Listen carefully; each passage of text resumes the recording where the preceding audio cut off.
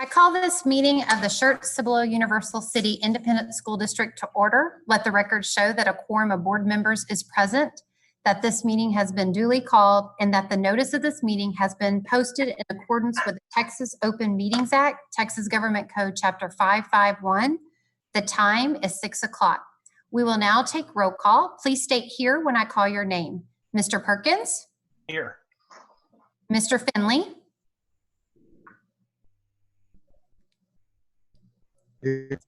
Mr. Finley? He's lagging a little bit. Okay, here. Ms. Seaver? Here. Mr. Inman? Here. Mr. Pivito? Here. Mr. Westbrook? Here. All 7 board members are present. On March 16th, Governor Greg Abbott granted a request by Attorney General Ken Paxton to temporarily suspend a limited number of open meetings laws to the extent necessary to allow telephone or video conference meetings in response to the coronavirus. In accordance with those suspended rules, we certify the following. Notice of this meeting has been posted online for at least 72 hours. Board members may not be physically present at one location, but a quorum will be required for the video conferencing meeting.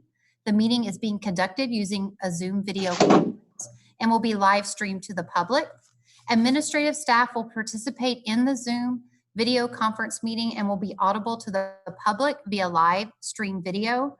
Public comment statements from citizens who submitted their requests by 5 p.m. today, as outlined on the posted agenda notice we read during the public comment portion of the meeting. All other meeting procedures will adhere to the board adopted procedures to the extent practicable, and audio and video recording of this meeting is being made and will be available to the public on the district's website at a later date. Let's please stand for our Pledge of Allegiance. I Pledge allegiance. I pledge allegiance to the flag of the United of the United States of America and to the republic for which it stands, One nation, nation, under God, indivisible, indivisible, with with liberty liberty and justice for all. Honor Honor the Texas flag. I pledge pledge allegiance allegiance To the to the Texas, Texas, one one one state, state, under under God, God, one and indivisible. and indivisible.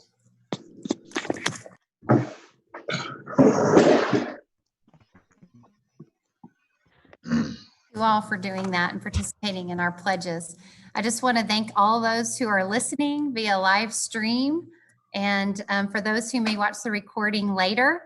If you would have told me a year ago that we would be conducting a board meeting this way, or even as Dr. Ely said, every day participating in multiple video conferencings for our work, for our public school children to communicate with their teachers, I would have thought you were crazy. And so here we are a year later, and we're doing that right now. And so as many of you know, it's business as usual. We are continuing with our public school duties, and we are educating our children maybe in a different way, but we are continuing that, as well as we are continuing the business at hand for the school district. We're still looking and planning for next year. And so we thank you for joining us today. We're sad that we can't doing our typical student recognitions that we usually are doing at this time of the year, but we can't wait till they're back in our board meeting and we're able to congratulate them for all the accomplishments that they have been doing. Next, I want to go to public comments. So the Board of Trustees will now hear public comment statements. Public comment statements will be limited to those submitted by 5 p.m. today, as outlined on our posted agenda notice for this meeting. In order to provide consistency and fairness to all individuals, public comments will be heard in accordance with Board Policy BED Local and procedures outlined in Administrative Regulation BED. Comments should be limited to topics such as policies, curriculum, and facilities. Any direct criticism of a specific employee will not be heard during public comments and should be considered separately as provided in board policy. In this context, individual public comment statements that identify any employee by name or by any combination of words or descriptions which could identify the employee to another individual will not be heard. Public comment statements shall not exceed 3 minutes. To ensure compliance with time limitations, the board secretary will alert the board president at 3 minutes. I will now read the public comment statements. We did have one public comment statement that was submitted by Allison Hayward. Good evening, Mr. Eisbeck, members of the board, Dr. Ely. My name is Allison Hayward, 2628 Hansel Heights. I am a part of the Chamber's 2020 Leadership Core program, and I'm thrilled to be watching this meeting through video conference. Thanks for deciding to use technology during this unprecedented time in history to continue conducting the school board meeting to follow guidelines given by the governor. Although the schools are closed, we know that business of education never stops. And that's the end of the public comment. Thank you, Ms. Hayward, for your public comment. We'll now move on in the agenda to the superintendent's update. Dr. Ely? Thank you, President Dreisbach, members of the board, members of the community who are watching via live stream and on recording later on. So my comments tonight will be obviously in response to COVID-19 and where we are as a school district and where we anticipate moving forward. So just to catch everybody up, I think this will not catch anybody by surprise, but Governor Greg Abbott on Friday closed schools for face-to-face instruction for the remainder of this school year. He didn't stop learning because remote learning is still in place and it is still growing strong. So we just appreciate our teachers, our students, and our parents for ensuring that our kids are still learning even though we're in this remote environment. I guess just personally, I'd like to pause and say that we at SCUCISD, we are mourning the loss of this school year and the time with our students and our parents. This is extremely difficult for everyone. The hardships this is causing, coronavirus and COVID-19 are causing on our families, of folks having to stay together, sheltered in one place, using technology for the remote instruction, having less access to it. And we understand this is a difficult time being together for so long, and with the other hardships that are coming with this. Some of us are losing hours, some are losing jobs altogether. So we know this is extremely difficult for our families. We know this is extremely difficult for our students, for losing touch with their friends and with their teachers, and with some with the connection to some of the outside world. This is extremely difficult for our teachers. Those who teach our classes and those who are teaching our classes and have their own kids who they're having to personally teach as parents in a remote environment. And this is hugely difficult for our seniors and their parents. And I'm gonna speak more on senior activities in just a moment. We met as an administrative team last Friday afternoon after the governor made his announcement. Part of that time spent together was to shift our focus on what these last 6 weeks of school will look like. But mainly it was to get together to support each other through this loss of in-class instruction. And we spoke with each other and said, you know, it's all right to be sad, to be frustrated, be angry a little bit. We're all in that same boat. But our commitment is to take that energy and to channel it towards meeting the needs of our students in the best ways possible through this remote environment. And so that's really what we are committed to doing as a leadership team, and then working with the folks on our campus to make that happen. The biggest question on people's minds right now is the end of the year. Outside of the cancellation of school, we don't know much about what the next 6 weeks are going to be like, but we should be finding out more information soon. So let me talk with everybody about what's about to take place. On Monday, the governor is scheduled to address the executive orders that he gave earlier in the month that are set to expire at the end of April.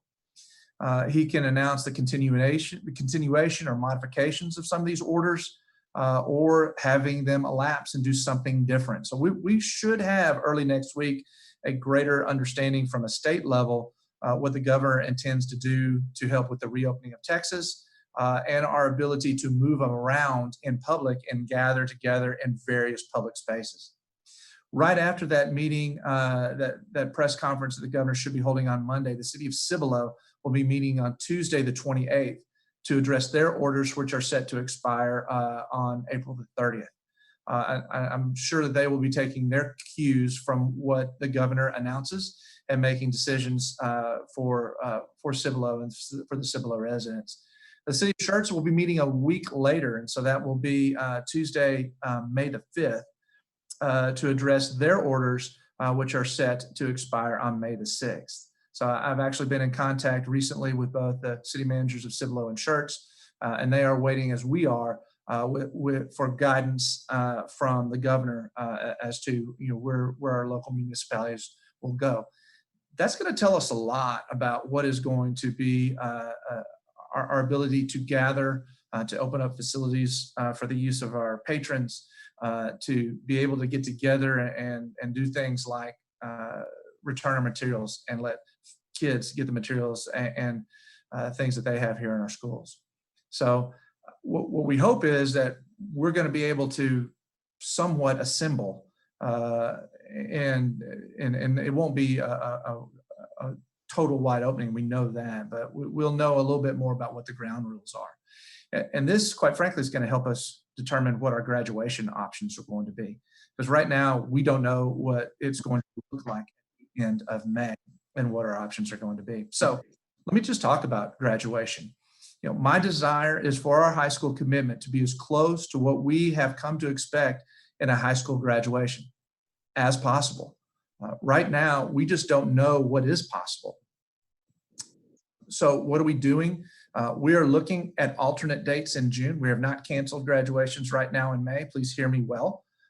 We have not been we've not been kicked out of Freeman Coliseum at this point, but we are looking at alternate dates. We are also looking at alternate venues in June as well. And quite frankly, as a last resort, we're looking at alternative means of recognizing our graduates. But that's the lowest on there. We really want to try to do what we can to have, as I said, a commencement exercise that is as close to what we have come to expect in graduations. It was announced by the governor on Friday and reiterated by the Commissioner of Education, Mike Morath, today, that we would be given, more guidance from the Texas Education Agency on graduations. And Commissioner Morath told superintendents today that he has a work group on high school graduations. And this work group is working with leading health officials in the state to determine what parameters should be in place to be able to hold commencement exercises. We hope to receive and get additional guidance from TEA within a couple of weeks, but we are not going to wait on them. We are still doing what we can to determine, what the best option is or options are moving forward. But please know that we will be communicating with seniors and their families as soon as we have more definitive info. And hopefully we're going to know a little bit more about what the ground rules are going to be after the governor speaks next Monday, and we see what the city of Schertz and Cibolo will do closely after that. That information will also be related to other end of school year activities because we have other kids who are not seniors that procedurally need to get things of theirs that we have, and that need to drop off equipment of ours that they have. But more than just procedurally, we have a desire to reconnect with our kids before we go away for the summer. And we want to be able to do that in the best way that we can. We just don't know what that looks like yet. Rest assured that we will follow all guidelines that are handed down for social distancing or prohibitions on mass gatherings. We just want to make sure that we have all the information that we can have to try to bring folks together safely in a way that can meet their social emotional needs as well, not just our procedural needs. So we will have more information about that probably in the next week or so as to what that looks like, especially at the junior high and high school levels where we have a lot of those needs. I guess I'd just like to conclude and say thank you to the community and the parents who are listening today for the gracious support of this entire community in this, quite frankly, unprecedented situation. When we started this, in fact, in my first letter to our families, I asked for patience and grace for all of us as we make a multitude of decisions. No playbook that we have to make those decisions. And I just want to say thanks to the board members at this meeting, to our parents, to our community members who have supported us, district and campus leaders, and the heroes in all of this, our teachers, our technology folks who have stood up getting devices to so many in our community who need them, our transportation and child nutrition workers who have worked week in and week out to feed people in our community. Thank you for all that you're doing to help this be successful and help us work through this difficult situation. So that's a little bit of the update, President Dreisbach, that I have on COVID-19, and love to answer any questions that you guys may have if you have any in regards to our response. Thank you, Dr. Ely. Any questions you have for Dr. Ely regarding his superintendent's update? Remind you have to unmute if you have a question. I don't have any questions. Thank you. Thank you, Dr. Ely, for the update. Thank you, Mr. Pipito. Anybody else? Yes, it was, Friday was a little bit of mourning went on for me as well, and grief. And I've talked to many, it's not just us, it's educators across America that are grieving and mourning, and we deserve that time to do that. And my heart goes out to seniors as well. I love that Dr. Ely definitely wants to, he said it and you heard it right there, that he definitely wants to have something as close as possible that we are used to for commencement ceremonies. And so I know we all continue and have that hope that we'll be able to do that. And so we thank you, Dr. Ely. I thank the staff, from those that are still out there maintaining our school grounds while we're not there, to those teachers that you all don't see behind a computer Zooming at 6 o'clock in the evening with our littles because their parents may be essential workers and they know they have to be home. I know there's lots of Zoom meetings even in the evenings with teachers and students. And so to those that are grading and getting some papers probably on Sunday evenings that are due on Sunday nights and continuing to grade and put those, I just want to remind people to extend grace during this time. We're all learning. This is new for all of us. All of us are, as parents, as a board, as administration, as teachers, just we ask that you all extend grace. And I can't say enough of the support that has been shown to the school district during this. I've seen it on social media. I've seen it in text messages to me. I've heard it from other teachers, what the parents are saying to the teachers, how much those kids miss them, how much they appreciate them. And so they just, to the cafeteria workers that are serving meals each week and are out there delivering meals on a hot day. I saw that even posted the other day, how hot it was, and they were delivering meals. So we just can't thank everyone enough that has been part of this transition that we know we still have about 5.5 more weeks of. So we appreciate it. Any other comments or statements? All right, so let's move on to new business. So our first report is our April 2020 construction update by Mr. Mosley. Man, it makes me feel regular having a construction update. Awesome. Very We'll good. get Mr. Mosley in here. Yay, hi, Eddie. So good evening, President Dreisbach, Dr. Ely, members of the board. I think I'm about to share my screen that will show the construction report, and then I'll kind of talk us through it as we take a look.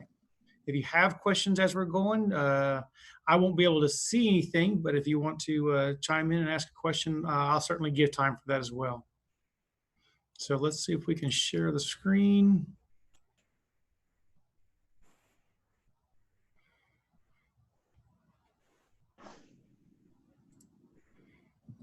Okay, is everybody able to see that? Yes, sir. Okay, perfect. And so tonight's Bond 2016 SCUCISD construction update, we have three topics to take a look at.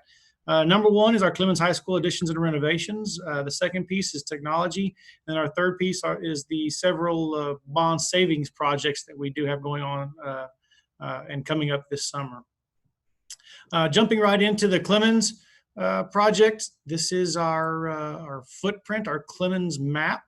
I can't wait to get a new Google Earth picture of what this campus looks like and kind of slide back and forth between the old and the new. So I think that's going to be kind of an exciting look once we are able to see that. But this is what our campus footprint looks like now.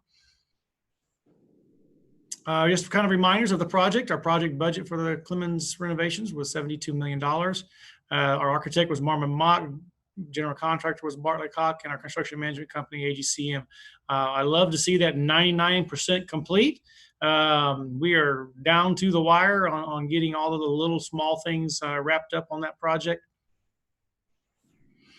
I'm not going to read completely through this, but I do want to highlight, I did this a few months back, just a reminder of all of the different things that we have done to this campus.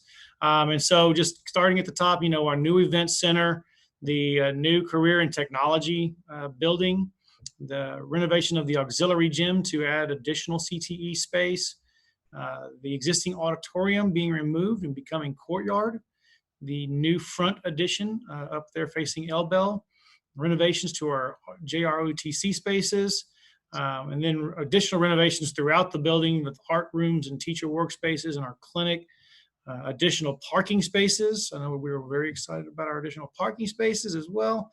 Estimated project completion again is this spring 2020. So as we're sitting today, we're at that 99%. So just going to kind of go in, what we tried to do with tonight's construction report for Clemens was kind of take a look and kind of wrap things up for everybody. Our first one, I'm going to show you a video, and I'm actually going to show it twice. This is a drone shot of from last week.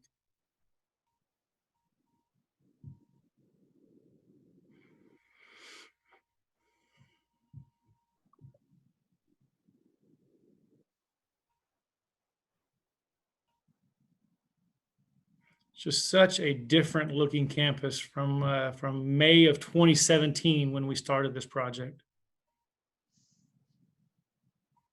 All right, so I'm just going to hit it one more time so y'all can see it one more time.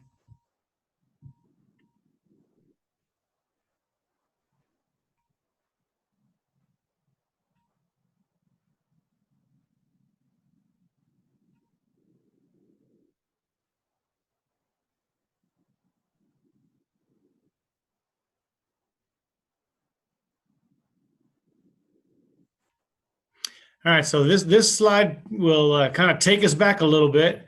If you look at the top left picture, I think we'll all remember this, but that's 3 years ago. That's what the front of Clemens looked like. As you kind of go around the page, to the right one, you can kind of see the forms being put up for the new addition to the front. The next slide over, the concrete being poured. Your bottom left slide, the steel going up. The walls going up on that bottom left, and then that bottom right, the new front of Clemens High School. So from that top left to that bottom right, I mean, it is just a completely different picture of for that campus. So really love this slide. Going inside, so we're still looking at that front addition. So there's some of the new areas, you know, new classroom space.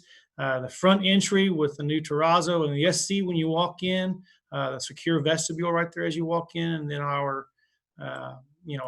reception area as you come into the campus there. Going outside, so our new event center. So on the left-hand side, you're looking at the auxiliary gym, the new auxiliary gym. The middle picture is that entrance to that event center. And then over to the right is the actual, I guess what you'd say is the auditorium, the exterior of the new auditorium space. Moving inside of our event center. So again, top left, that's our auditorium. I wish we had a picture of the old auditorium to kind of give a comparison. Our file was over 2 gigs. I know Mr. Finley will appreciate that. So we had to quit at some point of adding pictures. Bottom left is a choir area. The bottom right is our black box theater, and then some new locker space up there on the top right that's in that event center. Moving on to the new CTE building. So this is our J building that we call. The left-hand side, you can kind of see when the pad was being cleared off. Then the middle picture is a picture of one of our shops. And then, of course, on the right-hand side is that finished building. Moving inside, just some of our other spaces. You see a classroom on the left. The middle picture is HOSA. Is one of our HOSA areas, and then that right classroom is one of our art classrooms. Band hall renovations. So we did get some kind of before and after pictures for our band hall renovation as well. So on the left-hand side, at the top left, you kind of see an exterior of our band hall. And if you move over to the right, you see what our finished band hall looks like. Our bottom left is the main rehearsal hall from the old band hall. And then as you move to the bottom right, you see the renovated space of what our new main rehearsal hall looks like in there. And so just wow, what an improvement for our district and for our campus. So moving outside for our band hall, the left-hand picture is that additional storage that we added for fine arts. And then this is the middle picture is the additional rehearsal hall space that we added to the band hall area. And then that third picture over there is that last rehearsal hall that we added for that space. Wow, this was a project here. So looking at our left-hand side, this is looking inside the demoed auditorium all the way to the back of our old auxiliary gym. And so to think about what that was and what it has become, as you move right, you can see how we start filling all of that in, building this, we went from a single story gym to a 2-story classroom CTE addition in that space. And then our far right, you can kind of see what that space turned into. Inside our ROTC area, you can see our new ROTC area. Very proud of that space as well. Some of the new CTE spaces, we've got our culinary. I know most of you have already visited the culinary and been there and seen that. And then we've got another picture of some of our HOSA areas at the bottom. Outside, this is another one of those areas that we're really proud of. I know the campus is really enjoying this space. I wish that they were still there enjoying this space, but it will be a space that we're able to use for a long time. Just another quick video, just kind of hovering over it a little bit so you can kind of get an idea if you've not seen it in person.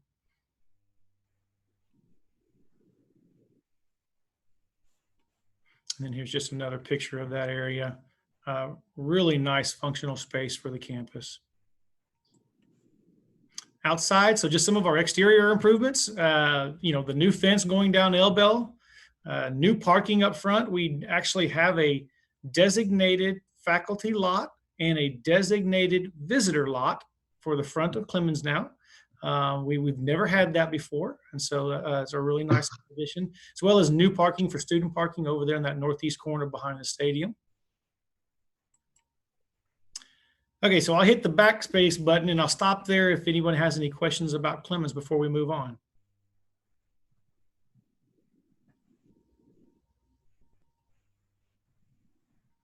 I see it looks like Mr. Inman has his hand raised. Yeah, just hoping I got that right. JD, I guess I'll call it the staff parking there along L Bell and Schertz Parkway. Is that fully completed at this point? Yes, sir. Okay, and are you aware of an issue we had there about a week or week and a half ago or so? We had an incredibly heavy rain. I think it was on a weekend, and there was some major, let's say, far too much water in that area. Let's put it that way. Yeah, the drainage has always been an issue in that area. It's something that we've worked with our design team specifically with. It will hold some water. It's kind of designed to have some ponding there, kind of like a detention area, because there's nowhere for it to go. So the permeability of that soil is going to hold water a little bit, kind of like it always has, but it will dissipate, within a day or so. Okay, I mean, did you get a chance to lay eyeballs on how it looked after the rain? I did not. I mean, I just want to make sure, because just my opinion, but it was fairly significant or substantial. I know it was a serious rainstorm we had, but a good part of that parking lot was underwater. Okay, we will definitely take a look at it. To the point where I just don't think it's just a drainage type issue. It seems like something far more serious than that. If that would have occurred on a school day, you'd have a hard time going through that parking lot. Gotcha. We will take a look, sir. Okay, just checking. Thanks. No, thank you. Anything else? Okay, I'm going to push on forward. So jumping into our technology, we are in now phase 3 of our technology replacement plan for our technology infrastructure. This summer, we are looking at, I'm going to speak for Dr. Burkholder here. I believe I have this right, but it's Watts, Waller, Jordan, and Clemens for panel replacement, as we've done across the district the last several years. So that project is getting going right now. So bond savings projects from 2016, we've got the HVAC replacement at Green Valley, Malish, and Clemens. This project is on schedule. We've already received equipment for this project. And so we're working with our contractor and design teams very closely, just making sure that, we're not going to have impacts from our current situation, but everything is looking good so far. The beer gym roof project is ongoing. That's the leftover construction that you do see at the front of Clemens right now. That is scheduled to be completed. It is 4:30, but I'm believing it's probably more like the second week of May before that beer gym roof is completed. And then we have emergency generators at Watts, Waller, Jordan, and Marion Dulford.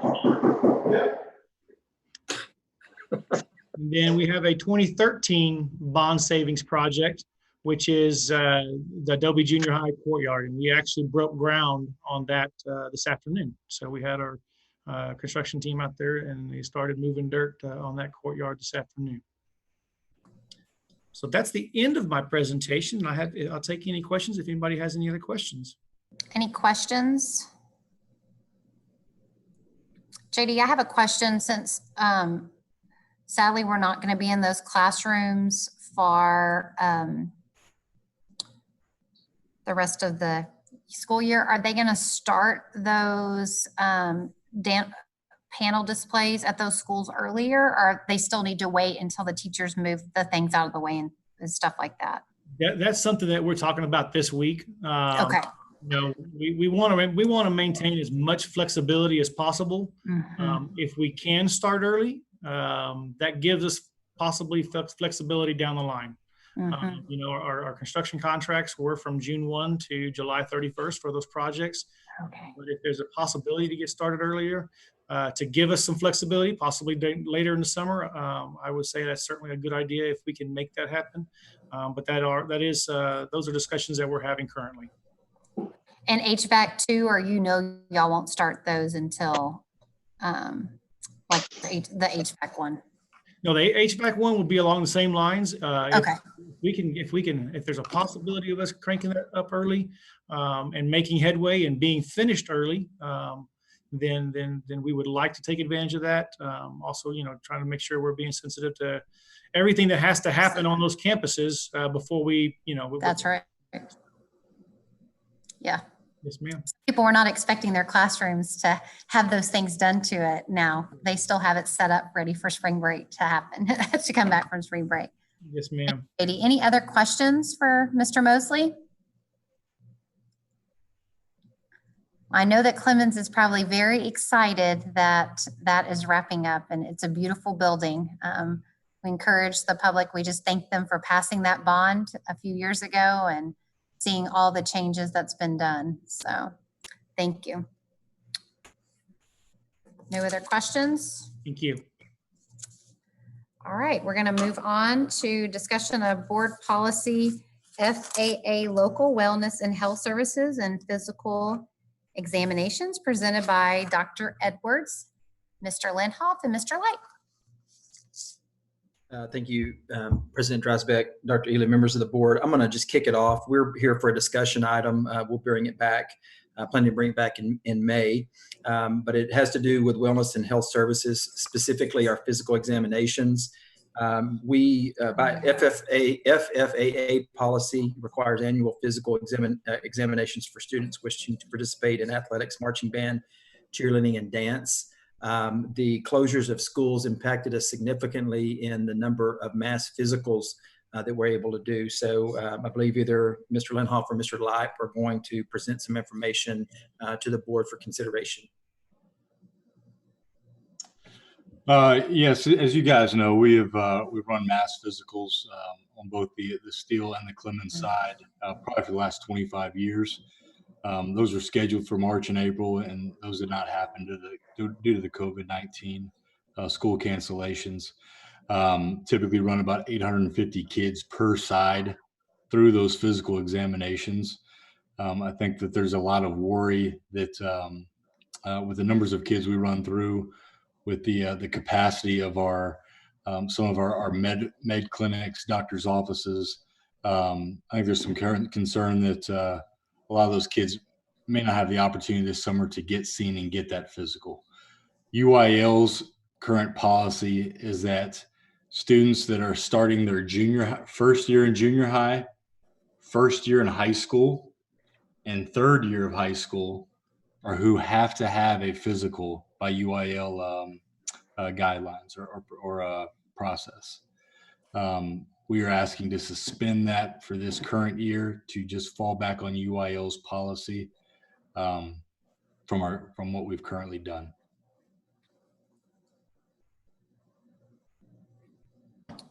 Any questions for Mr. Linhoff? So Mr. Linhoff, it'll just be incoming, those first year kids, incoming to junior high, incoming to high school, and then their third year.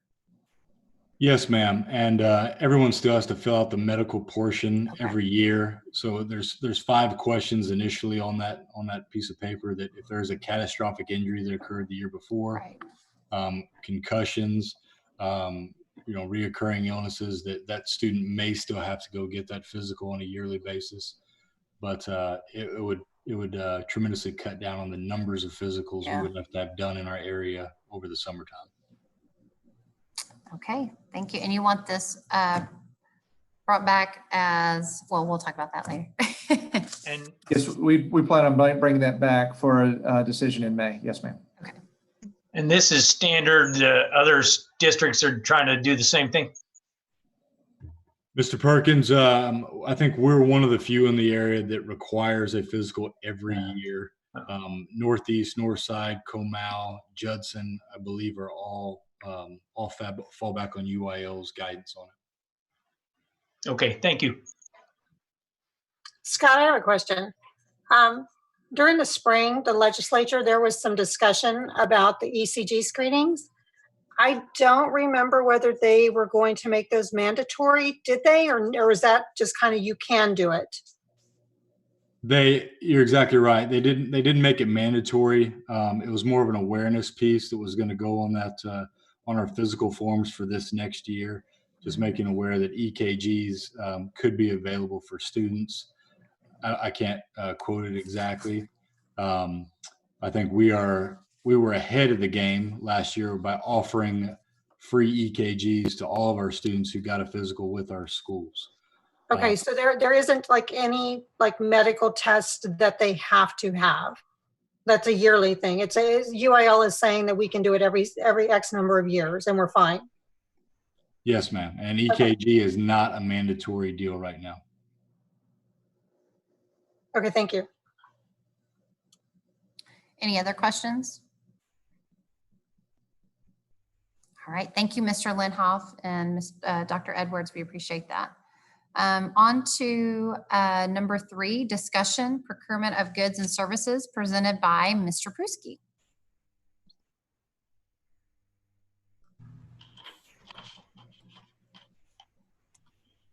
Yes, good evening, President Dreisbach, Dr. Ely, members of the board. Tonight, we have 2 discussion items that are coming from procurement processes, one being technology recycling services, the other fire alarm and extinguisher inspection services. I was going to allow Dr. Burkholder to take on the technology, and then follow up with Mr. Mosley regarding fire alarm. Dr. Burkholder?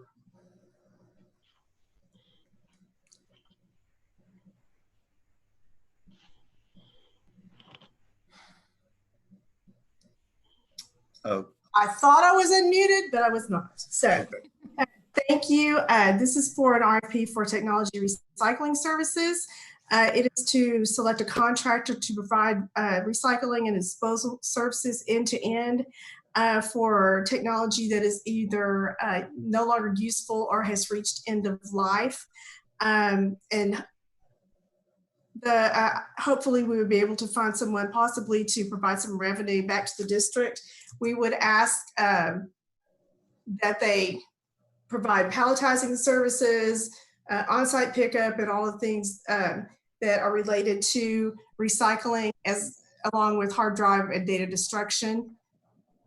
And this will be brought back for action in May. Any questions?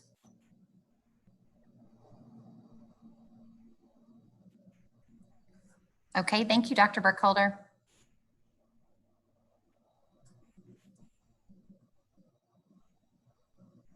Okay, so thank you, Dr. Burkholder, Ms. Dreisbeck. So the second RFP we're looking at is our fire alarm and extinguisher inspection services. And this is a solicitation to provide those services. This is in response to an annual requirement for us to inspect our fire alarm systems, that being the panel and devices that provide that system, as well as our fire extinguishers.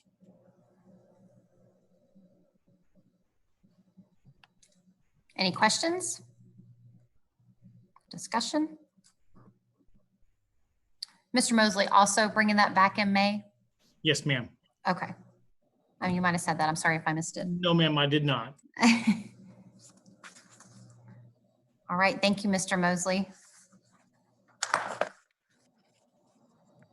So our next agenda item is discussion of board consideration and consensus on the discussion items eligible for action under consent agenda. So those that we have is the board policy for our wellness and health services that Mr. Linhoff discussed, which we know that is something that we're going to bring back in May. And then both RFPs for technology recycling and the fire alarm and extinguisher inspection services. So both of those will be brought back in May, correct? Dr. Ely, we're good with those? I don't want to make sure they're May, so I'm looking. Yes. Okay. The technology and the fire alarm, yes, ma'am, this is Matt. We'll bring this Okay. back in. And we knew that Mr. Linhoff said May as well for the wellness. So we're good. All three of them for May. Perfect. All right. Now we'll head into our action items. First up is our consent items from March. Do I have a motion for those consent items? Madam President, I move the Board of Trustees approve the consent agenda items A through F as presented. I second. We have a motion and a second. Any discussion? All right, we're going to do it a little bit different. I'm going to call a vote and you're going to say either yay or, and then I'll ask for the nays, okay? All those that approve the consent agenda items, please say yay. Yay. Yay. All those opposed? All right, motion passes 7-0.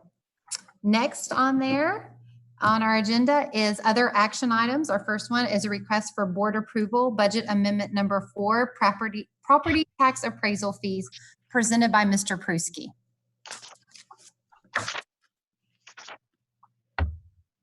What Can page you are you remind? We're going to Remind be us on what page page? 69, I believe. 69.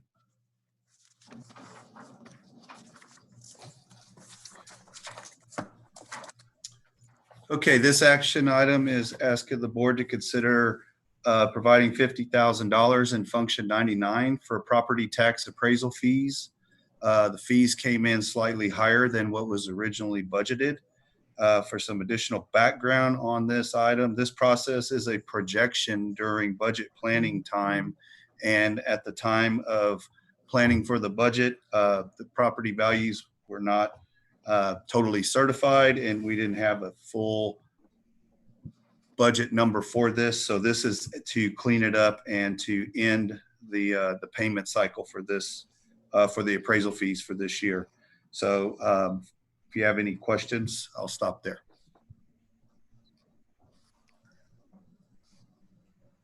Do I have a motion we can discuss? Madam President, I move that the Board of Trustees approve budget amendment number 4 as presented in the amount of $50,000. I second. I have a motion and a second. Discussion? Any questions? Wayne, does this happen very often? I don't remember this happening in the past. I believe it's happened once in the last 3 years, Mr. Finley. I was talking to Angie about it today, and I asked that question too. And quite frankly, that's the answer I got. So I don't have a definitive answer on that. It's just it's a projection going, as you go forward, and it's a sliding scale depending on your property values of the district. And if it bumps up just enough over, then we don't budget accordingly. Right. Okay. Now I remember that from a couple of years ago. You're right. So, okay, very good. Thank you. Any other discussion, questions?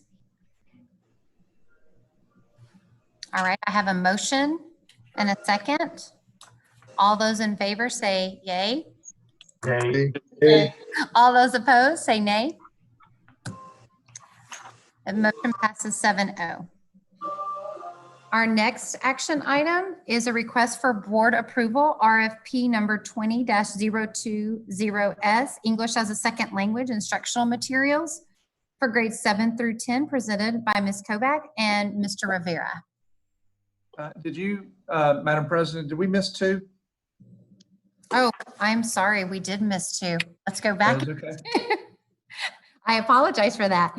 A request for board approval on, we'll start with Ms. Kovacs and Ms. Mosley, additional instructional materials under Proclamation 2020 as presented by Ms. Kovacs and Ms. Mosley. Good evening. As we have for the past few months, we're bringing forward some items from our Proclamation 2020 instructional materials selection for approval. The first item this evening is for materials for the English Language Arts elective of journalism. We also selected materials for English for speakers of other languages 1 and 2 and English learners language arts for 7th and 8th grade, which we'll also consider in the next agenda item as well. There's an attached document on page 73 of your board book that provides the publishers and products that were the top choices of teachers as determined by the evaluations and the voting process. And we've followed the same procedures as we have for the past few months as we've brought different materials forward for you all. We're just wrapping up the last few items of Proclamation 2020 and bringing those for your approval tonight. Those are paid with instructional materials allotment funds. And with that, I'm happy to answer any questions you may have.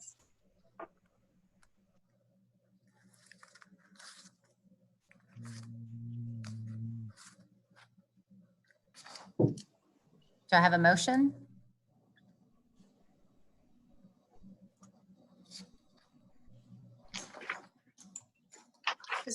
Is that the one on 71? Yes. Okay. I move that the Board of Trustees approve the attached recommendations for instructional materials that support the grade levels and courses included in Proclamation 2020 beginning in the 2020-2021 school year. Second. So I have a motion and a second. Discussion? You're not noticing here that this is just from the instructional materials allotment, so you're not expecting any general operating funds. So just refresh my memory, about how much did we spend on instruction materials this year? Oh, you're asking a question I'll have to get with Kelly Mosley on. She's got a running total and a beautiful spreadsheet, but I don't have that in front of me. I mean, the ballpark is good. I mean, just out of curiosity, it just more just to let the public know that there, in order to provide the materials that we need for our students, it's not a inexpensive expenditure that we have to go through every year, every few years to provide that material. This one is $2.932 million, and this is just for a few courses. So it's No, sir.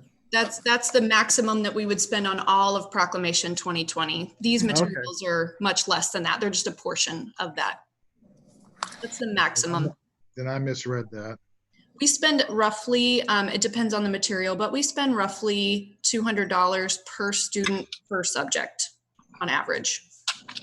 Sometimes a little more, sometimes a little less. Then I misread that. Okay. But it's still a lot of money when you start to think about it. So, okay. Oh, yes.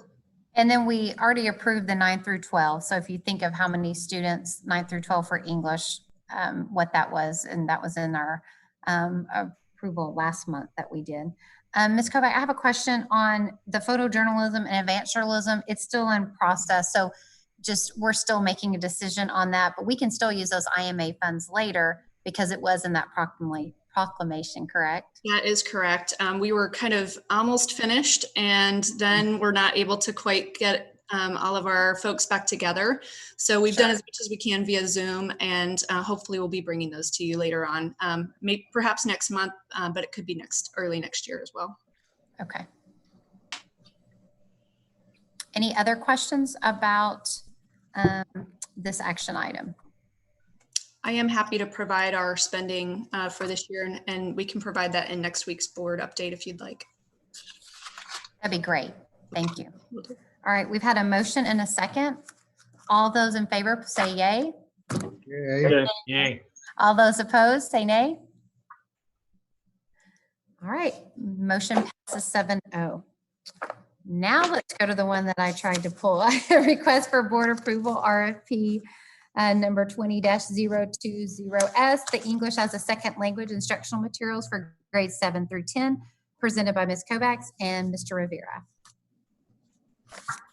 Matt, I'm happy to step in. This second item just awards the RFP for the English ESOL and the ELA materials that you just approved in the previous agenda item. It just awards the RFP to the company that received the highest scores from our committee, which was Houghton Mifflin Harcourt. And with that, I'm happy to answer any questions.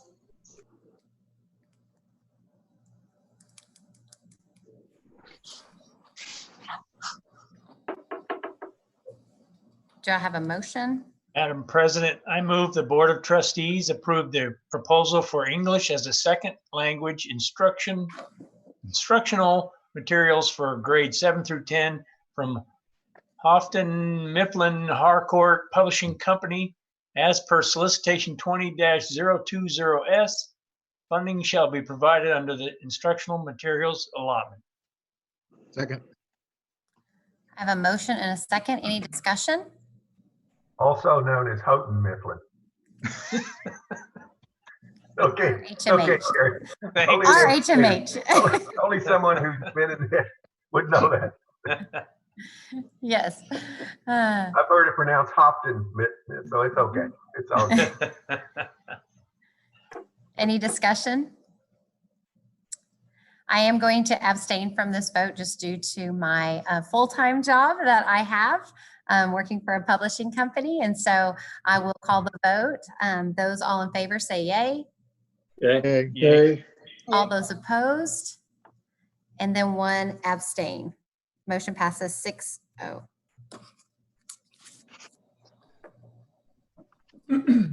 Our next action item is request for board approval, resolution of the Board of Trustees of the SCUCISD regarding delegation of authority to superintendent to act in place of Board of Trustees during emergency closure, suspension of in-person instruction, and grade point average calculation presented by Dr. Ely and Dr. Edwards. Madam President, while Dr. Edwards is getting on the line, I'll talk a little bit about this item.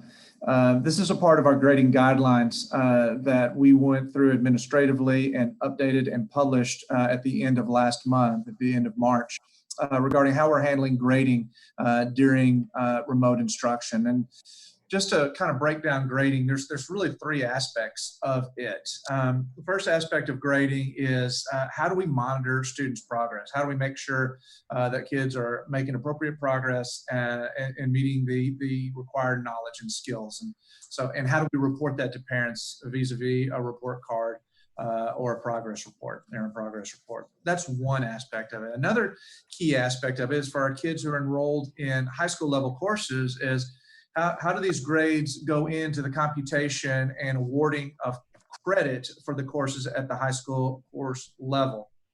And the third key component of grades is how are grades and grades that are attained in remote instruction, how will they be used or not used in the calculation of grade point average? And the grade point average is important because it establishes not only who are our honors graduates, our valedictorian and our salutatorian, but also who's in the top 10%, which is key for admission to public universities in the state of Texas, who's in the top quarter, which is key for other things, for admissions and finance and scholarships and the like.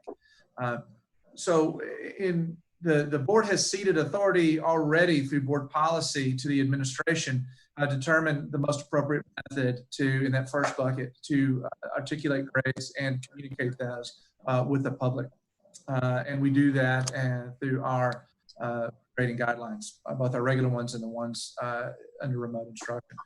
We also, administration also has the board has given authority to the administration in regards to how to determine for course credit at the high school level. And so all of that was articulated, as we said, in the remote grading guidelines that came out at the end of last month. The one area that is under board policy is board policy EIC local. That covers two things. One is the awarding of local honors credit or local graduation honors, local graduation honors, and how grades will be used in the calculation of grade point average. So under our current policy, EIC local, graduation honors, valedictorian, salutatorian, all of that is determined under current policy with the grades that were accumulated by the end of the fall semester of the senior year. So all of our seniors have already gone through the fall semester. Board policy says wherever we are at the end of the fall semester, those are the grades we're going to use for the computation of graduation honors. So that's not of issue. The calculation of grade point average, though, has been impacted by remote instruction. So as we got our district and campus leaders together to determine what the most appropriate grading guidelines would be under remote instruction, we determined it was in the best interest of our students, whether they're graduating seniors or whether they're freshmen, sophomores, juniors, it doesn't matter. For those who are taking high school courses at this time, for the grades that were accumulated and earned during remote instruction, this fourth marking period for the spring 2020 semester, that they would not be used, in the calculation of grade point average.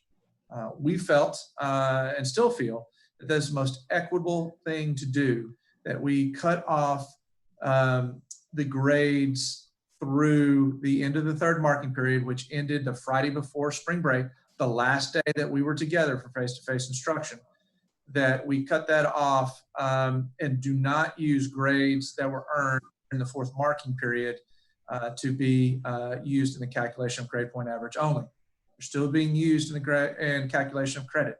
They're still being used in our conversation with our parents on whether our students are meeting and making satisfactory progress. We felt that way very strongly because it is the most equitable way to address students who have very different realities under remote instruction, very different access to technology, siblings, and all sorts of things to be able to undergo remote instruction. So we announced our intention to make that recommendation when we published the remote grading guidelines over 3 weeks ago. What we need to do is get authority to do that. We could do it one of two ways. One is we could ask the board to just make that decision and change that policy for spring of 2020. Or two, we could do what we have recommended this evening, which is just grant the superintendent authority to make that decision in this particular instance, and this authority would expire at the end of this academic year. We made the decision to go with the latter because there may be another situation that comes up. We don't anticipate that there would be one, but if there is one that comes up, it would give us the ability to make a decision quickly and communicate that to our students and our parents in a quick manner. The next scheduled meeting of the board is not until the 19th of May, which is 9 calendar days before the cessation of instruction for the spring 2020 semester. That's why we made that recommendation. I do apologize to members of the board. We did not have this in our agenda when I visited with each one of you about the agenda for tonight's meeting. We shared that information with you via the transmittal on Friday. So I'm sorry we did not have that. It got past me as far as getting that on the agenda, but we were able to get it in there in enough time. And we wanted to bring it now in April so we could put that issue to bed for not our seniors, but for our high school kids, that they would know as quickly as possible where we were moving forward. So that's what we have here before you. And I think Dr. Edwards is on the line by now, and he has any more information that he would like to add. We're both available to answer any questions that you may have. I think Dr. Ely, you covered it very thoroughly. I don't have anything to add to that, just to emphasize that we feel that this would be allow us to have fair and equitable practices related to grade point average for class rank. And again, it does not impact our current graduating seniors because that was determined by current policy at the end of the first semester. So I think you did a great job of sharing all that information with the board. Thank you. Could we have a motion and a second before we discuss following? Madam President, I move the Board of Trustees approve the resolution of the Board of Trustees of the Schertz-Cibolo-Universal Student Independent School regarding delegation of authority to the superintendent to act in the place of the Board of Trustees during an emergency closure, suspension of in-person instruction, and grade point average calculation as presented. I have a motion. And Mr. Pivotal, second. Discussion. Mr. Inman. Yeah. Did you get my official hand raise as well? Yeah, I saw your hand raising. Yeah. Yeah, Dr. Ely, I appreciate you. We had a few minutes to talk about this, but before the meeting to cover some of the issues. But and I don't have the grading, the changes in front of me right now. But so has it already been communicated to the parents and the public that the number of grades for this last grading period would not be used to calculate GPA? For the fourth marking period of spring 2020. And that's already been communicated to the parents and the students? Yes, sir. Page 5 of the grading guidelines states that that is the recommendation to the board that only grades from the third grading period be used in the calculation of the grade point average for the second semester of the 2019-2020 school year. And that third grading period ended on March 6th. Okay, but the policy itself, EIC, the way it's currently written, would require that those number of grades be included in the GPA calculation. Yes, sir. And what this resolution does, it allows the superintendent authority to deviate from the policy for this specific issue. If you look at the recitations because of the COVID-19 situation. Okay, so as I think you said, we can either, I mean, if the board were to go along with that, we can either modify EIC for some short period of time, or basically just allow you to make that call yourself, defer that authority to the superintendent. Yes, sir. Right. Okay. Options. And our choice was to go forward with the resolution that you have before you. Okay. Who wrote the resolution itself? It came from our attorneys. Los Gallegos have been working with us. They have done a number of similar resolutions for local districts. Dr. Edwards may have more information on that. Okay, so just personally, since that decision somewhat has been made, and I know the reasons behind it, so I don't have any objection to that per se. But there's also one section in here which, so number 3. Yes, furthermore, in addition to these items mentioned above, any other items of policy or procedure that may need modification during this pandemic may be imposed by the superintendent. I mean, the way I would read that is if there's anything else that you desire to change, then we would basically be granting you authority to do that over just about any topic. And whether or not it's an emergency or we don't have 72 hours to have a meeting, I don't know if I'd be okay with conveying, I mean, that's basically covering the basis of all of our policies. If you look to the top of the page, this is a resolution regarding student instruction during this pandemic. So the way I read that is this limits to any decisions regarding student instruction and vis-a-vis grading, not any of those other things that we could be contemplating that the student might act in the place of the board. That's not germane to instruction and grading during COVID-19. Okay, so the intent is to limit this to nothing but instruction and how we determine GPA, class rank, things along those lines? Absolutely, unequivocally. Okay. The question came up about working with our attorneys in other school districts. We did inquire about that, and we're told that it was that they had received a lot of these from the various districts. Walsh represents many of the districts around the San Antonio area, and specifically this resolution or a resolution of this related to GPA calculation was a pretty common occurrence in working with most of the districts. What I was told was a large majority of the districts that they work with. And so again, we did seek out what was the best way to move forward with suggesting a change of the GPA. And this is what that's what was shared with us by our school attorneys. Sure. But again, my only objection, just like anything else, if it's like we're sitting here today discussing this, so we've certainly had plenty of time to think about it ahead of time and the board to make a decision on whether or not that is the way we'd want to approach this. And I just have some angst about giving that authority over, even though there may be times when we do have the 72-hour period that we could put a notice out and the board could discuss it and approve it. We pretty much know what we're dealing with moving forward, I would assume, at this point, right? Since we've been in this environment for about 5 weeks now. We don't anticipate any other changes at this point, but this would give us the flexibility if something came up that is unforeseen related to student instruction and grading. Okay. All right. Thanks. Amy, So Yes, Mr. Pivito. if you're a student of history, you understand that these kinds of pandemics typically will reoccur within a reasonable amount of time. I'm talking with 6 months or so. This is just the way things have gone through history with these kinds of things. So I would suspect that at some point in time, we would possibly be looking at doing this again. Then I'm certainly,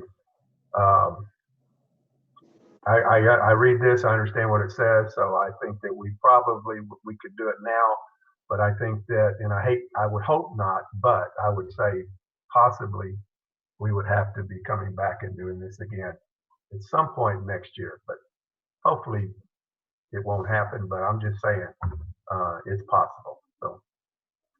So Mr. Pivito, the resolution before you this evening for your consideration does end at the cessation. Right. No, I understand. I'm just year. saying that Okay. even though it ends at the end of this school year, it would possibly, I'm just saying we would probably have to revisit, we could possibly be revisiting something like this next year. I'm just, Understood. this is the way historically these things have run. So,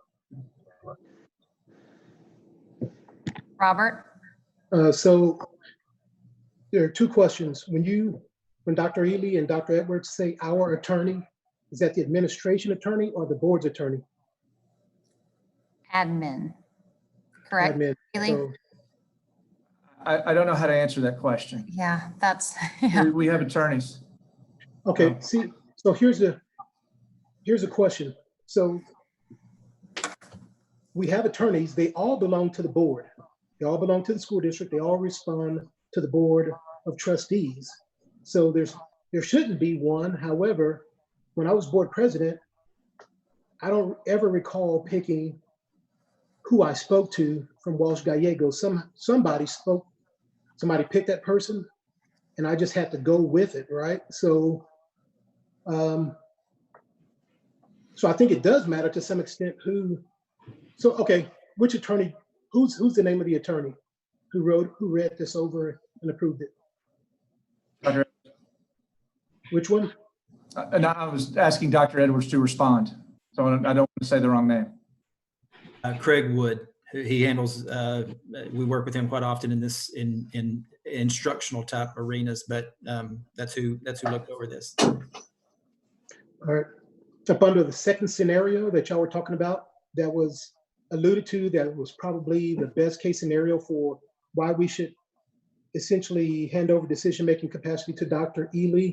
Up under that second scenario, would that decision have to be made in less than 72 hours?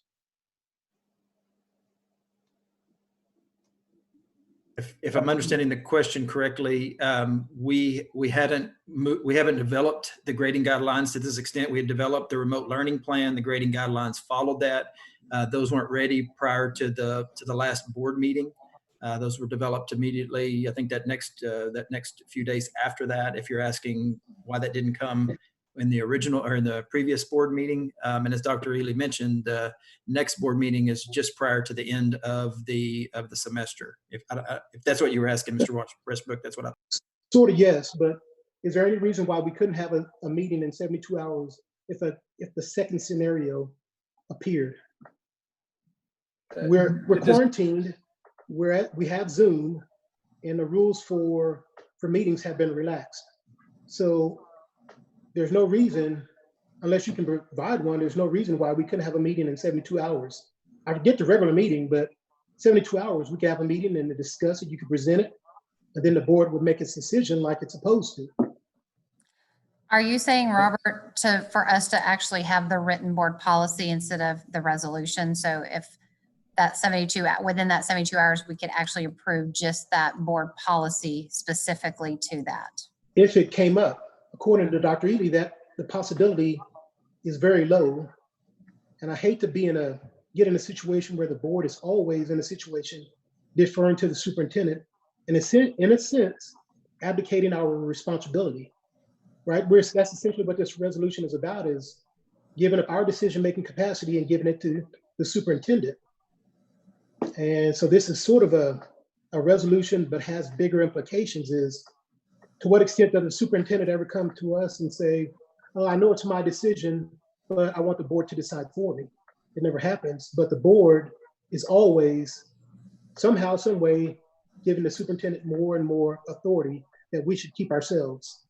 That's just my viewpoint on it. So just real quick. So this says we're giving you this authority during an emergency closure suspension of in-person instruction, which has already happened, about grade point average calculation. So that's the only thing that we're giving you authority to maybe change.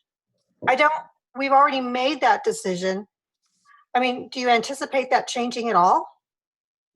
As I said just a little earlier, I don't anticipate that there will be any other decisions that we need to make regarding student instruction. Decisions to make in place of the board in regards to student instruction or grading. I anticipate this being the last one. But if there were one to come up, the next regular scheduled board meeting we have is not until 9 calendar days before the last day of instruction. So in a sense, we're cognizant of the difficulty of bringing 7 busy people together in a remote environment if we don't have to. So we can certainly have discussed alternative method if it's the will of the board. But we felt that this was the most expeditious and the right way to move forward on a decision that has already been made and communicated with the public. And this is something that's going to elapse very quickly here, just at the end of the school year. I agree. It is expeditious. It is expedient. It is, but it's the board decision that should be made. I'm just trying to figure out, is there any information that you would have that the board would not have that would allow you to make a better decision? At this point, no. I think you have all the information. You all right, Finley? little slippage. And overboard. I just every 2 years, and in the big scheme of things, every 2 years we always go back to the to the legislature and ask for more control. The board needs more control, more decision-making capacity. And then now, even though we can make any decision that you've alluded to in 72 hours, we're just gonna say no, out of convenience. I mean, out of convenience, I mean, we could, I'm not gonna beat a dead horse. Well, let me chime in and throw my 2 cents worth in whatever it's worth. Essentially, all we're really doing in this particular case is giving legs to what we've already done and allowing the superintendent to go ahead and do what we've essentially already said he can do. We're just providing the mechanism for him to actually be able to do it. He has said that if there is another decision to be made, it gives him flexibility to make that decision. During his transmittal, I'm sure the superintendent will let us know what those decisions are, so we're aware of that. If we have heartburn about that particular item, the board president or any 2 of us can call a board meeting in 72 hours and we can discuss it and reverse it if we feel necessary to reverse it. So it's kind of one of those things where, do we want to go ahead and force us to come in to change the policy, or do we want to be on the flip side? We still have the ability to call a meeting to say, okay, explain this to us, and then if we feel like it's not necessary, we can certainly overrule the superintendent if we had to. But in this case, it's one of the situations where we trust the superintendent to do the right thing. We know the resolution is restrictive only to the grading average and other stuff like that. So again, it is expeditious, but we're not giving up our authority. We're just simply saying, on this one particular item, we're going to give you the ability to do this, but we still have the ability to say, wait a minute, no, tell us what you did, why you did it, and we can reverse that decision in 72 hours if we wanted to. So if we're not giving up our authority, we're just simply allowing him to go ahead and make it more expeditiously in this one particular item. How are we not giving up our authority? We're telling him make the decision for us. This is our decision. As long as he's reporting it to us, we can still say in 72 hours, no, we don't have that. We can always ask the question, and it's only restricted to this one area. So we still have the authority to reverse that. It's always one area. The board should never, ever abdicate its decision-making responsibility for convenience purposes. This is one of those. This is convenience. This is convenience. We're not doing it for convenience. We're doing it in an emergency situation that is peculiar to all of us, Dr. Ely included, just to make it a little easier, a little bit quicker so they can make decisions, because they have to put a packet together. They have to do all the things we have to do right here. And we have to go through this whole process again to change the EIC or whatever policy it is to change that policy. So we haven't given up our authority to do anything. We're just simply saying, Dr. Ely, if you feel necessary to do this in this one small area, do it. But I'm sure, like I said, he'll report it to us. And if we feel necessary, we can always reverse it. We still have prerogative. It's just a matter of opinion.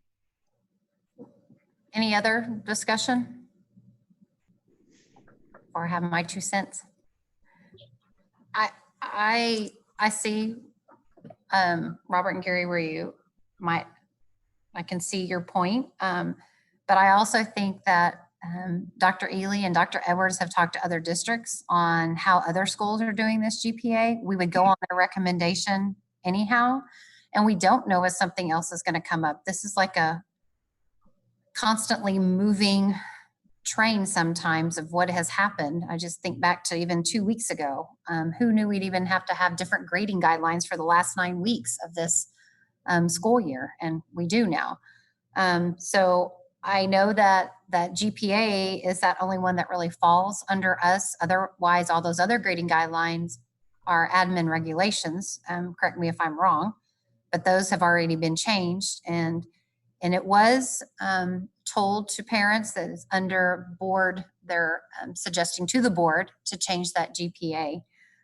I feel giving them that leeway. They can talk to other districts if they don't want to, maybe they want to count it half in or third. We don't know what some of those others, and that really gives them that latitude. Otherwise, we'd have to spell it out and then EIC local right now of exactly how it was going to be calculated. And I think giving them that authority gives them some leeway as they talk to other districts, maybe even how colleges are going to look at that GPA or how that's going to be done. And so they'll understand that a little more than I will. And I feel like that's the only area that we're really turning over to them with this resolution, because everything else is an admin reg on grading anyhow.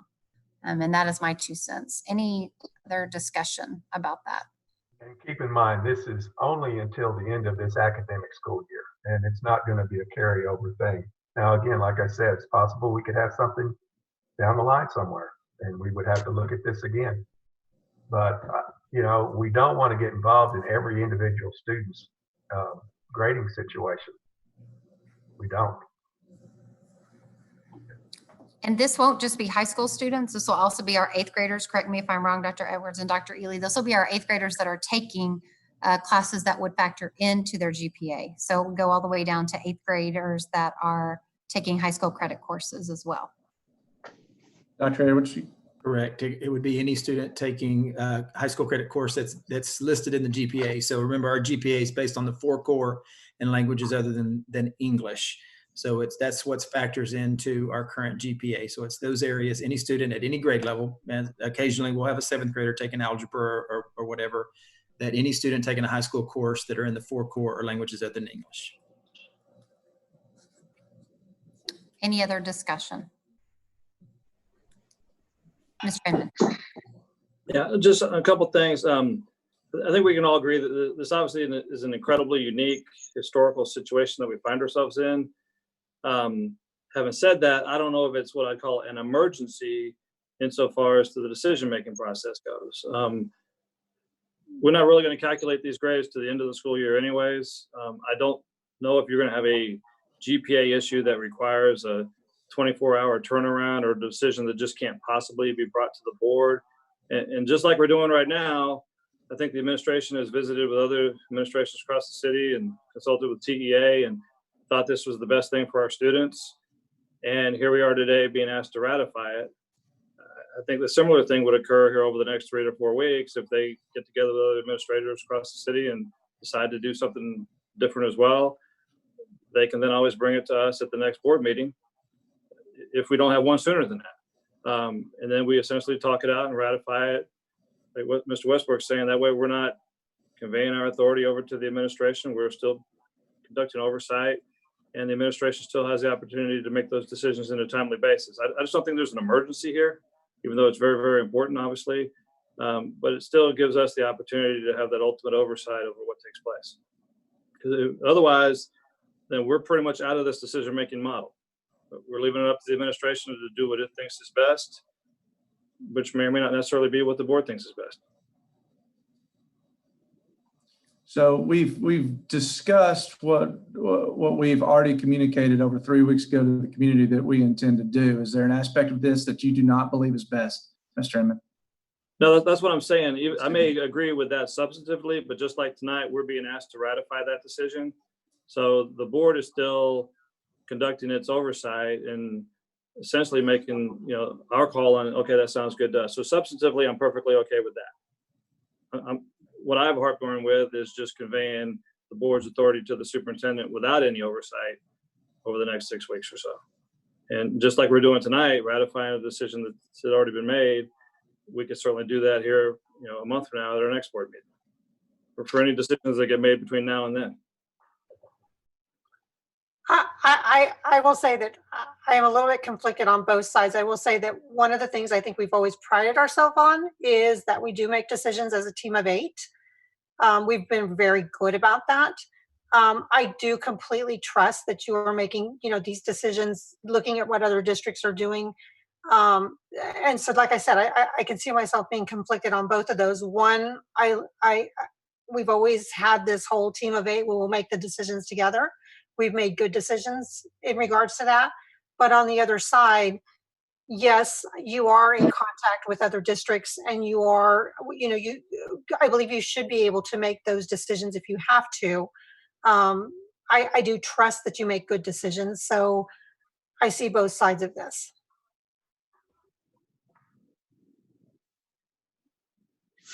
I'm on the same wavelength. Philosophically, I don't want to give up responsibility that the trustees are supposed to have, but executing it during this time, I understand the way it will work better if we delegate it. I'm torn between the two.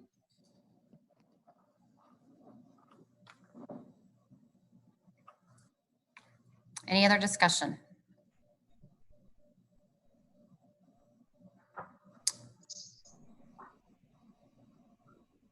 We have had a motion and a second.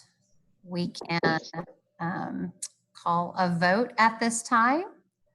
We can pull it from the agenda at this time. But I would prefer to call a vote for this, and we can go from there. So why don't we do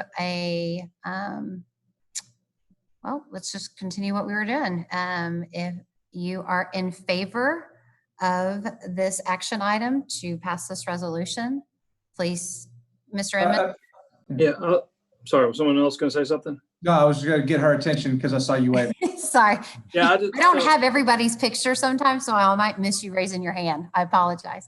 I'll just say this before, I'm going to make an amendment to the motion, and I'm going to do this because Dr. Ely, I don't want you to think I'm not okay with your decision, because I'm not. If I voted against the motion that's on the table right now, I don't want that to be a sign that I'm against what you've already done. So I'm going to just make a motion that we amend the motion that's currently on the table and to, I guess, limit our approval to nothing other than modifying board policy EIC to allow the superintendent, or to ratify the superintendent's decision to not include number grades for this last grading period within the student's GPA due to the COVID-19 pandemic and our remote instructional situation. Well, that's what the resolution says. Mm-hmm. So if we're voting for this resolution, we're basically stating what you just said. So the motion basically contains what you're saying. So there doesn't need to be an amendment.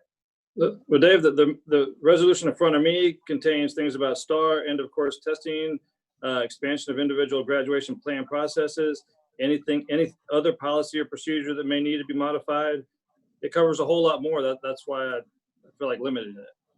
Well, let's include in all those other things are included in the resolution. I disagree. I think that your motion to amend is going to throw a hole into this thing. So I couldn't. Well, then it wouldn't change anything according to what you're saying. But those words are all in this resolution. I mean, I didn't just make those up. They're all here. Well, I said what I've said. So that's okay. Yeah. So I'm just making that modification just to limit it to that. Just the GPA, as we talked about earlier, just to that topic. That's the purpose of my amendment. So we can vote up or down on that. Mr. Emmett, I guess I don't understand because I'm looking at the resolution on page 76 of your board book. Is there specific that you would like to strike in your motion? Okay, well, as I said earlier, number 3, in addition to these items mentioned above, so that means more than one item, obviously, not just the one topic, any other items of policy that may need modification. I mean, that's about as open-ended as it gets. That's not limiting to GPA. It's not limiting to just this last grading period. That's basically word for word, anything else that may need modifying. So is your, excuse me, so then is your amended motion striking paragraph 3? Just to make it simpler, I was trying to make it so that it solely limits, it's basically modifying it to do nothing other than ratify the decision that you've made to not have number grades for this last grading period. So anything else that would still be subjected to the board approval at some point down the line. So I'm just trying to limit it to just the very topic that we've been discussing. Okay, I think I see what you're trying to do. I think procedurally, just words and not having something written down here that everybody can be assured what they're voting on is what I'm finding problematic with that. Understand what you're intending to do here. Sure. We could take the existing resolution. What would you like stricken from Well, that? I guess resolution? another way would be, I guess you could say, strike everything other than allowing you the opportunity or to ratify the decision you've already made to not include number of grades in the final grading period. So I'm just going to go back to number 1 because that's where there's multiple things. Such policies to include but not limited to weekly grading requirements. That's not our, that's a admin reg, which is not even a board policy. Correct me if I'm wrong. That's correct. Reporting requirements. That would be an admin reg as well, I believe. Grade point average calculations. That is what we're discussing, EIC, local. STAR and end of year course testing requirements. We're not even having STAR and end of course testing requirements at this time. Expansion of individual graduation plan processes. Now those individual graduation plan processes are for those, I believe, and correct me if I'm wrong, those that do not pass the STARs that are required, those 5 tests that can have an individual graduation plan process. And so that is something that the TEA already said that those school districts are going to have that leeway to look at that. And so I would definitely want to give them authority to change whatever we were looking at because there's some different things there now. On number 2, it says further, therefore be it further resolved that in order to protect students from the effects of not having direct teacher learning activities will be provided either digitally or through remote paper assignments that will be considered learning activities, and grades will be assigned per remote grading guidelines, which is admin reg. Feedback on such learning activities will be provided to students as in a timely manner as possible. Number 3, we would want, you are suggesting, Mr. Inman, that we strike. Because number 3 asks that in addition to these items mentioned above, any other items of policy or procedure that may need modification during this pandemic may be imposed by the superintendent. Number 4, we want to leave that these are in effect only till the school year ends. And number 5, it is expected that the professional staff be available to deliver such instruction as deemed appropriate by the principal and central office curriculum specialist and plan for such instruction. So the only one on number 1 that we even have policy on is that EIC that's out beside it, grade point average calculations. Am I correct about that, Dr. Ely? I believe that you are. And again, this is resolution has a little bit broader language, as you can see in there, but you're right. The issue is the thing that's covered by board policy that would require any type of change is EIC local. Okay. You still hear me, Amy? I'll just say this, Robert. So I know I already made that motion to amend, but if I made the motion to amend this resolution with the exception of deleting number 3, I guess we could make a vote on that, yay or nay, and then we could go vote on the whole thing, whether that passes or not. And just procedurally, that gets us to a finish line here at some point, right? Exactly. Okay. Right.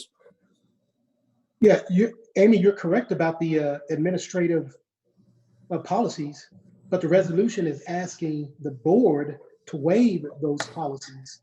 And the very fact that we're sitting here discussing a resolution probably should be a support, should be an indication that probably we should discuss anything else of this magnitude, and we shouldn't be, abdicating our responsibility. We should be having a further discussion. I mean, that's the reason, right now for this resolution, we discussed it for 10, 15 minutes. I mean, that's a reason and justification for not giving up your responsibility and discussing any decision that's made in the future. And I'm not, and for Dr. Ely, I trust Dr. Ely. It's just that I trust myself more. I was elected to make a decision. I was elected to make a decision. He wasn't. This EIC falls strict fairly in the board of directors, the board of trustees court. And what you're saying is for ease of convenience, for expeditious reasons, for an emergency, but I like to define emergency because this is not an emergency. We should give up that right and our ability to do so. And so I don't think there would be any difficulty within 72 hours of having a quorum. I don't think so. I think within 72 hours, you would be able to find 4 people to convene and make a decision.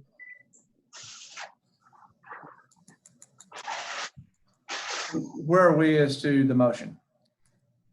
Okay, Amy, the EIC doesn't contain anything else other than this grade point average issue, correct? Anything else we'd have to deal with? Or Dr. Ely, do you know, is there anything else in EIC that's potentially at issue here? The only other, yeah, we're not changing weighted system. We're not changing how we do weights. And we're only excluding or exclusion of other coursework or anything like that. The only other thing that I talked about was local graduation honors. And the current policy already cuts that off at the end of the fall semester. So that is not. We don't worry about that. Okay. I think if it's only dealing with GPA, I mean, I think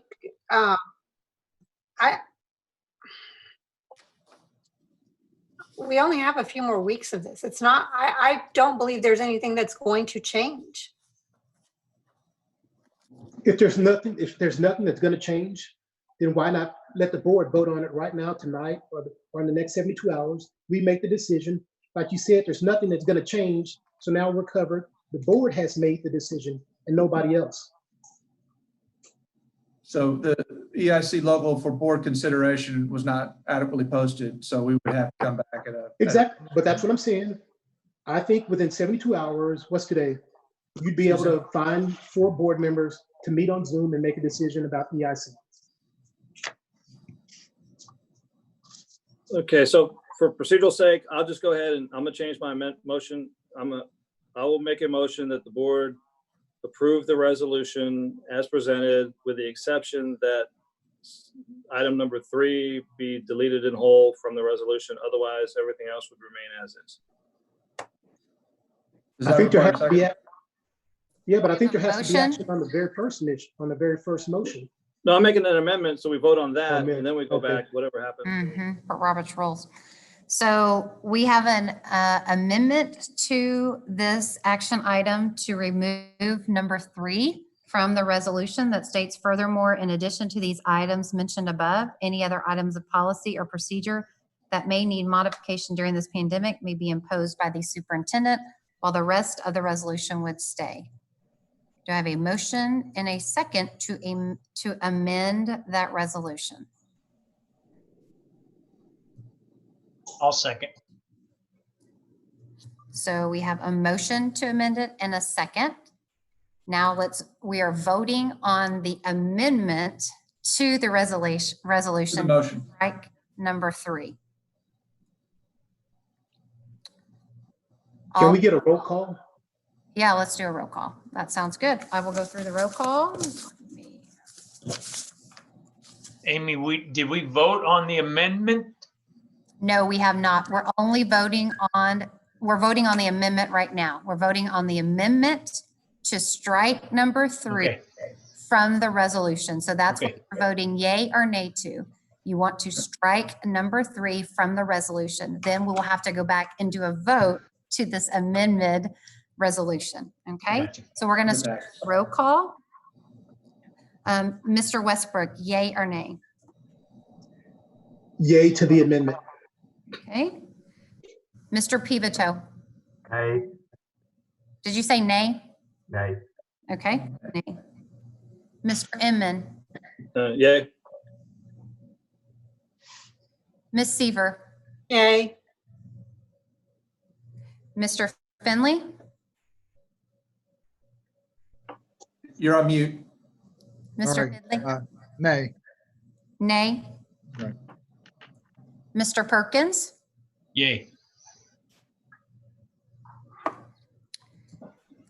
And Ms. Dreisbeck will be a yay. So that motion passes 5 to 2. All right, so now we have the amended resolution. The resolution now will have number 3 struck through it, which states, furthermore, in addition to these items mentioned above and any other items of policy or procedure that may need modification during this pandemic may be imposed by the superintendent. That will not be included in the resolution. Now we will take a vote for the resolution with the amended number 3 struck through it. And we'll do a roll call again on that resolution. Mr. Perkins, yay or nay? Yay. Mr. Finley? You're muted. We couldn't hear you. I can't, yay. Okay. Ms. Seaver? Yay. Mr. Inman? Yes. Mr. Pivito? Yay. Mr. Westbrook? Yay. And Ms. Dreisbeck, yay. So that motion passes, that resolution passes 7-0 with number 3 struck through that resolution. May I make Go ahead, Sorry, Mr. Dr. Westbrook. No, go ahead, Dr. Ely, go. Go ahead. No, it was a sidebar conversation. It was a joke about Mr. Finley, so you probably. Oh, okay. Well, I would just like to say thank you for the discussion on that. I hope, we've been working together now about 3 months. I hope you know that this is not, we're trying to make a decision in the best interest of the kid, the situation that we're in right now. And this is not any attempt to do anything other than that. I do respect the fact of the matter that we make decisions together as a team of 8, and we'll work through this particular situation through the end of the school year. And I appreciate the authorization to be able to make that decision. So thank you very much. Thank you, Dr. Ely. And thank you, Dr. Edwards, for answering those questions as well that you came on. All right, so now on our agenda, we are going into closed session.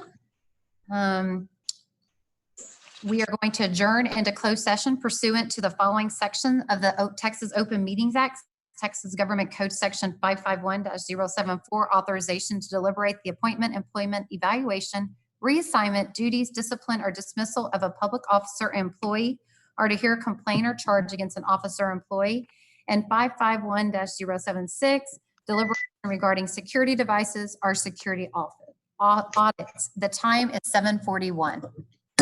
President Dreisbeck, can I just remind everybody? Yes. So we are going to be, and Steve, jump in if I say something wrong here.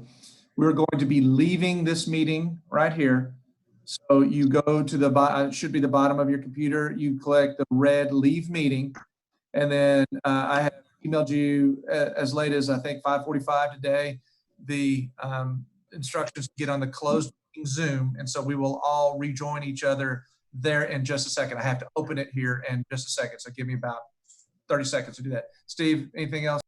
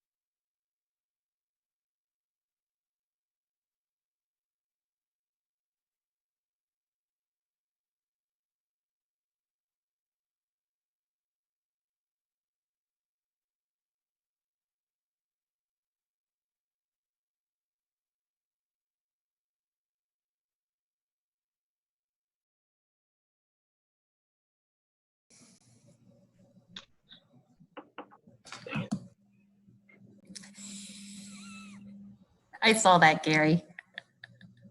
Your lights keep going off. I'm going to go dark here for a little bit. We're good? All right, we are back from closed session. The time is 8:09. Our next agenda item is a request for board action, employment of contractual personnel for school year 2019-2020 and school year 2020-2021 presented by Ms. Cannon. Yes, the positions on the appointments list as presented in closed session are replacing positions for the 2019 and 2020 school year, as well as the 2020-2021 school year, and will be funded from the general operating budget. Ms. President, I move that the Board of Trustees approve the employment list as presented. You got to be kidding me, right? I think I got it. I move that the Board of Trustees approve the employment list as presented of contractual personnel for the 2019-2020 and 2020-2021 school year. Second. There's a motion and a second. Any discussion?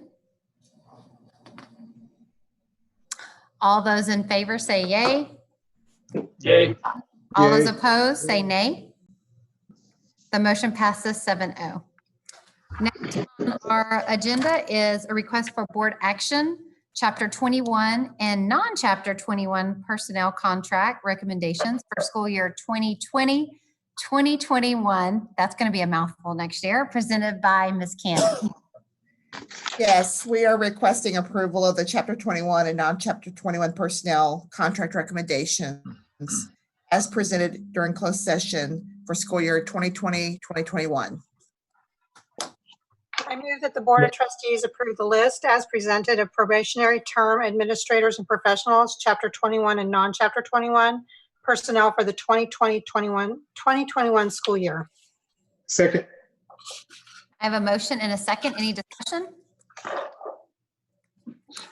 All those in favor, please say yay. Kidding. All those opposed, say nay. Motion passes 7-0. All right. Our next item is our review of our board agenda planning calendar, which is probably looking pretty thin right now since we can't have gatherings.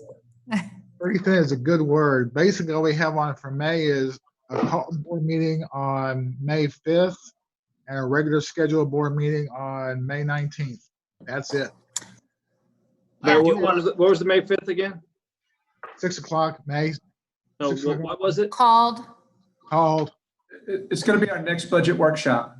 Okay, great, thanks. Yes, sorry, I was going to say that. It's going to be our budget workshop. We hadn't quite gotten there yet. And I did see in our transmission, I know those are the only two things on that Mr. Finley read, but so far our summer SLI is still on until we hear, is that correct, Dr. Ely? I have not been notified any other way yet about SLI for the summer. I don't know what's actually going to happen, but it's still on as of the last email or mail that I've received from TASB. Robert, have you heard anything? You're muted. No, I think we're still on for now. Everything that comes out through TASB is we're still on for now, but nobody knows. Because I think that's in the second phase, according to the I think they're working with the governor. Okay. And Austin is pretty liberal, so I don't know.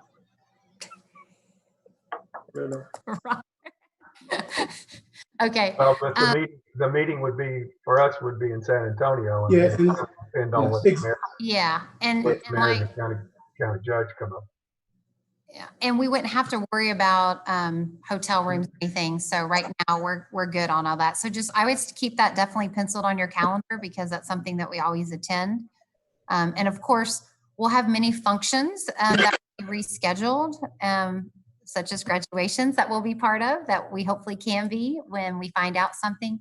Dr. Ely, I did not ask this to Linda. Are we doing anything usually at this time of year? One of the things we have, I just didn't know if we need to mark it on our calendar for doing it by Zoom or something, if y'all are doing anything for the awards Teacher of the Year, our, I can't think of the word, our awards. CTE, our CTE awards. Mrs. Cannon, you want to address that? Yes, we actually are working right now with ELT and groups to look at our recipients for those awards for this year. And then we're looking at, it was scheduled for May 21st at the Civic Center. Right. We don't foresee us being able to do that at this point in time, but we haven't been canceled. So we're looking at other options that we can do to honor those recipients.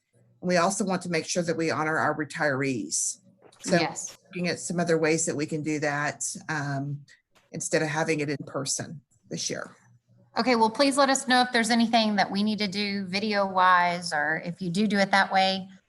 We would still love to be a part of that and give our congratulations to those that won awards for their Teacher of the Years, as well as those retirees. We like to honor them. We appreciate that. And there's a possibility we could do some of the CTE awards, Commitment to Excellence awards, at the beginning of next school year around a common other type of activity.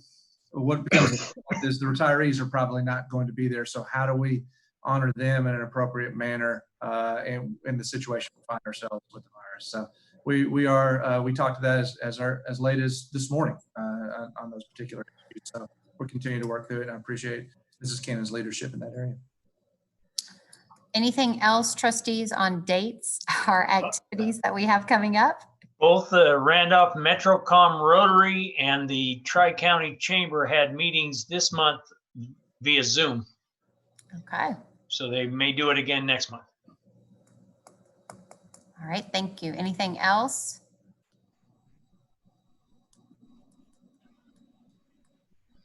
All right, I was going to say one last thing is Robert gave a great suggestion of something that we're going to be doing for the board, just a little thank you to the public or just a little picture thing.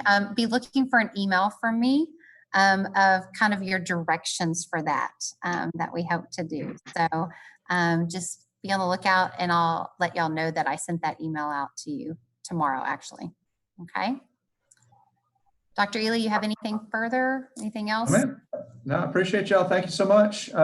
We did it. We pulled this off. Steve, I assume that it was actually streamed. So, Steve, yeah. Thank you so much. I would like to say thanks to Steve Barnwell and Dee Dee for making this happen. Yes. Having to learn how to do things differently, including us and the team of 8. And so I appreciate Steve working so hard and Dee Dee to make this all happen relatively seamlessly. Absolutely. We can all chalk this down as one of our first now that we've done a school board meeting via Zoom. So at that, I so move that we are adjourned at 8:17.